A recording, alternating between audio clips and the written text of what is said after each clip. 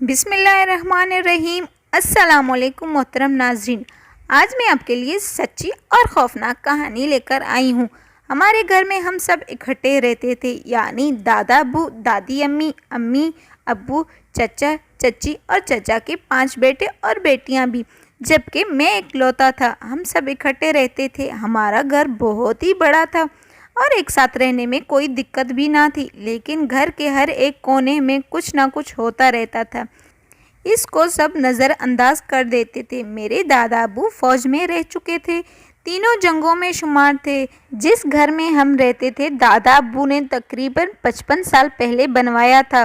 تب پورے علاقے میں صرف ایک ہی گھر تھا جو ہمارا تھا۔ تب سے اس گھر میں کوئی نہ کوئی واقعہ ہوتا رہتا ہے۔ جب میں 10-12 سال کی تھی، میں امی ابو کے ساتھ ایک ہی کمرے میں سوتے تھے۔ وجہ یہ تھی کہ رات 2 بجے کے بعد صحن میں کسی کے چلنے کی آوازیں آتی تھیں۔ ایک بار جب میری کزن کمرے سے رات کو باہر نکلی، شاید پانی پینے کے لیے، اسے صحن میں کوئی نظر آیا، لیکن صحن کی لائٹ بند تھی۔ لیکن چاند کی روشنی میں وہ پہچان نہ سکی کہ وہ کون تھا۔ جب اس نے لائٹ آن کی تو اسے کچن کی طرف جاتے ہوئے دیکھا، لیکن لائٹ آن کرتے ہوئے اسے ایک دھچکا لگا کہ کچن کا دروازہ تو بند تھا، لیکن دروازہ کھولے بغیر کوئی چیز اندر کیسے جا سکتی ہے۔ اس نے فوراً اپنی امی ابو کو اٹھایا۔ انہوں نے کچن کا دروازہ کھولا تو اندر کوئی بھی نہ تھا۔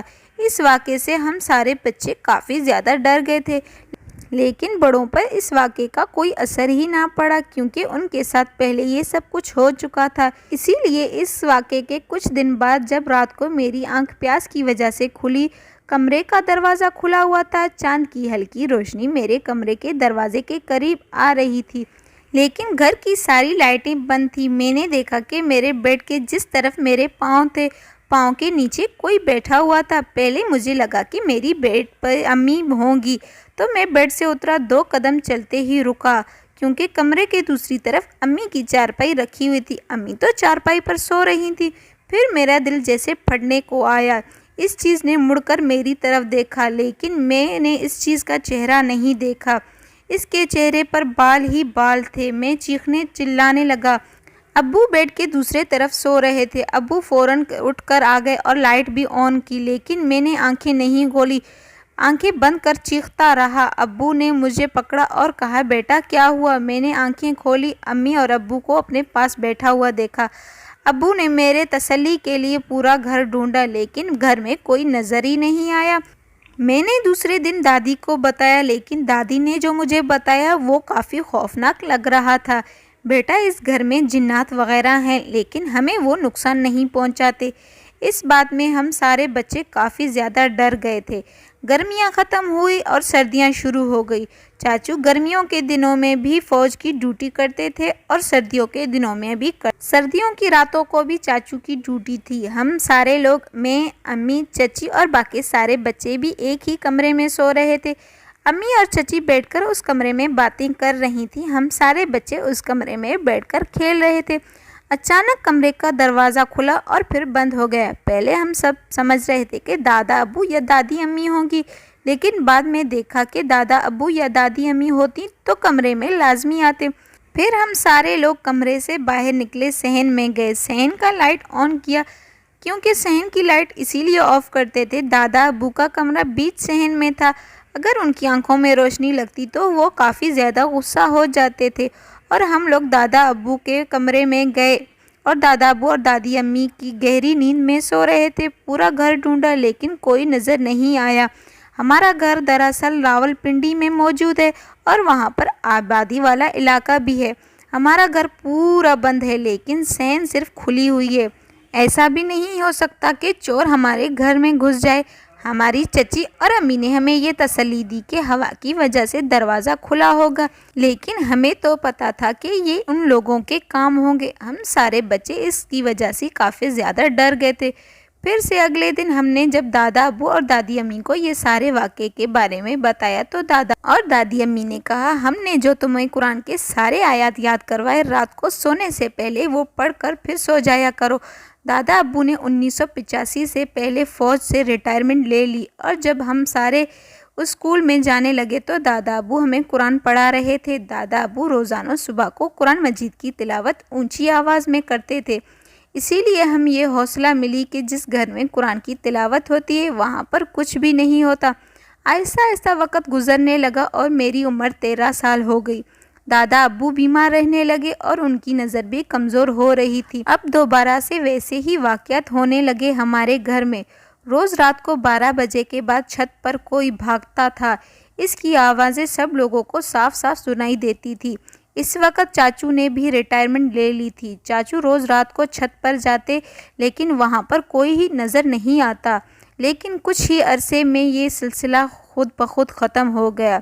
ایک دن سارے گھر والے بیٹھ کر پرانی باتوں پر بحث کر رہے تھے۔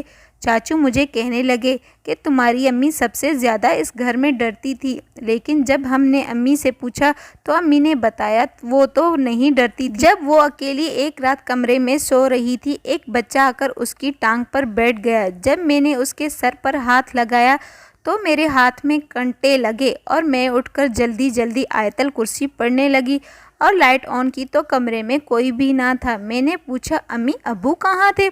امی بتا رہی تھی کہ ابو دوسرے شہر گئے ہوئے تھے کسی کام سے۔ چچی نے اپنے ساتھ ہونے والا واقعہ بتایا کہ چچی ایک دن کچن میں سالن بنا رہی تھی کہ اچانک وہ سالن والا دیچکا آ کر زمین پر گر گیا اور کچن کے دروازے پر چھوٹے کزن نے پلیٹ رکھی ہوئی تھی اور وہ پلیٹ خود بخود الٹی ہو گئی۔ کچھ عرصے بعد دادا ابو فوت ہو گئے اور 5 یا 7 مہینے بعد دادی امی بھی فوت ہو گئی۔ ان کے فوت ہونے کے بعد دوبارہ سے گھر میں عجیب چیزیں ہونے لگی۔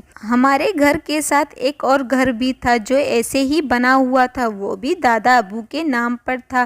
دادا ابو فوت ہونے کے بعد جو دوسرا گھر تھا نا وہ چاچو نے رکھ لیا اور چاچو وہاں پر شفٹ ہو گئے۔ جس گھر میں ہم رہتے ہیں اب وہ ابو کے نام ہو گیا۔ الگ ہونے کی وجہ یہ تھی کہ دوسرے گھر میں ابھی بڑے کزن کی شادی ہو رہی تھی۔ جس گھر میں ہم ایک ساتھ رہتے تھے وہاں پر عجیب و غریب واقعات ہوتے رہتے تھے۔ اب اس گھر میں امی ابو اور میں ہم تینوں ایک ساتھ رہتے ہیں۔ ابھی رات کو عجیب و غریب آوازیں آتی ہیں تو میں آیت الکرسی پڑھ کر سو جاتا ہوں۔ صبح اٹھا تو امی اور ابو کافی زیادہ پریشان لگ رہے تھے۔ میں نے وجہ پوچھی، امی کیا ہوا، آپ لوگ کیوں پریشان ہو؟ انہوں نے بتایا کہ رات کو کمرے میں خون نظر آیا۔ امی اور ابو وہ خون کہاں ہے؟ امی نے بتایا کہ وہ خون ہم دونوں کے کمرے کے درمیان میں تھا۔ ہم دونوں کے کمرے کے درمیان ایک دروازے جتنا فاصلہ ہے، وہاں پر خون۔ میں نے امی سے کہا امی کہیں بلی کوئی چیز نہیں لے کر آیا؟ نہیں بیٹا کوئی چیز نہیں ہے، سارے دروازے بند تھے۔ یہ واقعہ سردیوں کی راتوں میں ہوئی تھی۔ کچھ دنوں بعد رات 2 بجے چچی سو رہی تھی کہ چچی کا ہاتھ کسی نے کاٹا۔ جب چچی کو تکلیف محسوس ہوئی تو چچی اٹھی، اس نے دیکھا کہ اس کا ہاتھ کٹا ہوا تھا، دانتوں کے نشان تھے، ایسے جیسے کسی انسان نے کاٹا ہوگا۔ ایک دن میری چھوٹی کزن اپنے گھر میں بیٹھی ہوئی تھی، لگتا تھا کہ سامنے سے کوئی بھاگتا ہوا آ رہا ہے اور دوسرے کمرے میں گھس گیا۔ وہ سمجھی کہ اس کی امی ہے، وہ بھی فوراً بھاگتی ہوئی اسی کمرے میں گئے۔ جب کمرے کے اندر دیکھا تو کوئی بھی نہ تھا، وہ بھاگتی ہوئی سیدھا ہمارے گھر آ گئی۔ اب ان چیزوں کا روزمرہ معمول بن چکا تھا۔ دن میں بھی چارپائی پڑی ہوتی تھی صحن میں، پھر لگتا تھا اس پر کوئی بیٹھا ہوا ہے تو کبھی صوفے پر بیٹھا ہوا ہے۔ آواز آتی تھی، کچن میں چلنے کی آوازیں آتی تھی، اس کی آوازیں پورے گھر میں گھومنے پھرنے کی آتی تھی۔ جب وہاں دیکھو تو کوئی بھی نظر نہیں آتا تھا۔ اب میری عمر 20 سال ہو گئی ہے، لیکن یہ واقعات ہر روزانہ ہمارے گھر میں ہوتے رہتے ہیں۔ تو محترم ناظرین، اگر آپ لوگوں کو ویڈیو پسند آئی ہو تو ویڈیو کو لائک اور چینل کو سبسکرائب کر دیں۔ مزید اچھی ویڈیوز دیکھنے کے لیے ہمارے ساتھ ہی جڑے رہیے۔ اللہ حافظ۔